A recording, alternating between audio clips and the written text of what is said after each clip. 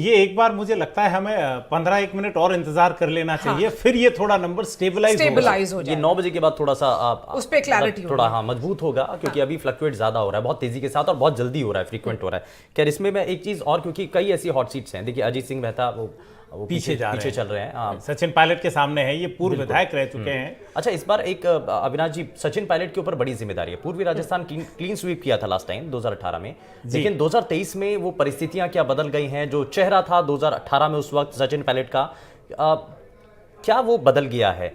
अच्छा, ब्रेकिंग भी आ रही है, देखिए राज्यवर्धन सिंह राठौर इस वक्त आगे चल रहे हैं, टोंक से सचिन पायलट आगे हैं, और एक बार फिर से अपने सभी दर्शकों तक ये बड़ी जानकारी पहुंचाए, तारानगर से राजेंद्र राठौर इस वक्त आगे चल रहे हैं, लक्ष्मणगढ़ से गोविंद सिंह डोटासरा इस वक्त आगे चल रहे हैं, तिजारा से महंत बालकनाथ इस वक्त आगे चल रहे हैं, और सरदारपुरा से अशोक गहलोत आगे चल रहे हैं। सब अपनी परंपरागत सीटों पर इस वक्त आगे चल रहे हैं। इनमें कोई भी ऐसा नहीं है जो चौंकाने वाला अभी तक आई। ये उम्मीद की जा रही थी कि ये इसी तरह से आगे बढ़ेगा। आपने सचिन पायलट के रोल पे कहा, तो ईस्टर्न राजस्थान उनका पिछली बार एक बहुत बड़ा यूएसपी था कांग्रेस के लिए। जो हमारे यहाँ कहा जाता है, जो मेवाड़ जीतता है वो राजस्थान जीतता है। पिछली बार पूर्वी राजस्थान जिसने जीता उसने राजस्थान पे फतेह करी। तो इस बार सबकी निगाहें, क्योंकि वहां पे जो एक वोटर बेस उन्होंने तैयार किया था, एक सोशल इंजीनियरिंग जो उन्होंने तैयारी की थी। एक चीज अविनाश, जो बीडी कल्ला हमसे बात कर रहे थे सुबह सुबह, वो भी आगे चल रहे हैं। हाँ, बीडी कल्ला वहां पे आगे हैं। ये उनकी, अच्छा, तो पहले मैं सचिन पायलट की बात कर लूं, फिर बीडी कल्ला का एक फैक्ट बताऊंगा कि जो सचिन पायलट पे इस बार दारोमदार था कि उन्होंने कैंपेन भी किया, वो ईस्टर्न राजस्थान में भी गए, पर उनका कैंपेन इस बार पैन राजस्थान उतना नहीं रहा जितना उन्होंने पिछली बार फोकस किया था। और लोगों में जो गुर्जर कम्युनिटी वहां से आती है, जो इन्फ्लुएंस करती है सीट्स को, उनमें बहुत बड़ी नाराजगी है कांग्रेस पार्टी को लेके कि उन्होंने हमारे कैंडिडेट को मुख्यमंत्री नहीं बनाया। अब उसका वोट पे क्या इम्पैक्ट रहेगा वो देखना होगा।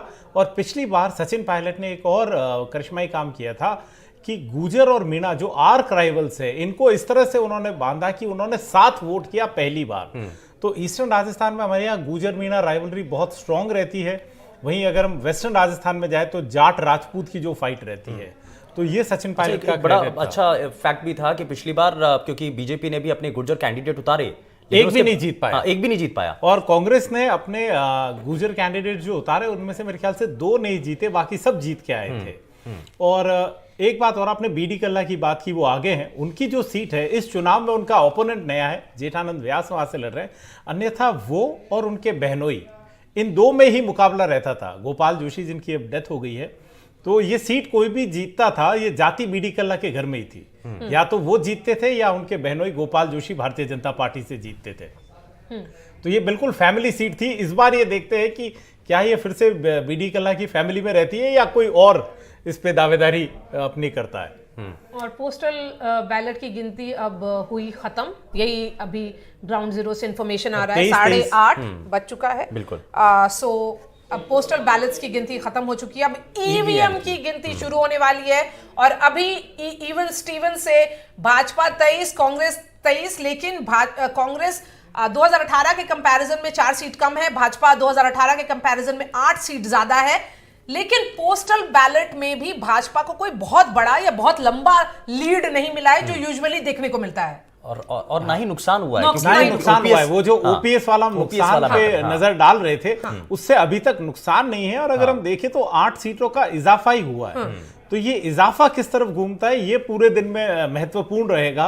क्योंकि बड़ा सवाल भी अविनाश जी कि ओपीएस को लेकर के जब सरकारी कर्मचारियों से बात की जाती है, तो जैसा कि बताया भी जितेश जी ने कि हर कोई चाहता है ओपीएस को लेकर के। देखिए, एक बात और शिवेंद्र इस पे याद रखनी होगी कि ये जो मतदाता है वो इस बात को जानते हैं कि अगर कोई scheme at large public favouring है तो कोई भी सरकार उससे पीछे नहीं हटेगी। और ये उदाहरण में देखा है, जैसे अन्नपूर्णा स्कीम हो या भामाशाह स्कीम हो, भामाशाह को चिरंजीवी कर दिया, अन्नपूर्णा को इन्होंने इंदिरा गांधी रसोई कर दिया। तो स्कीम नहीं बदलती, नाम बदलता है।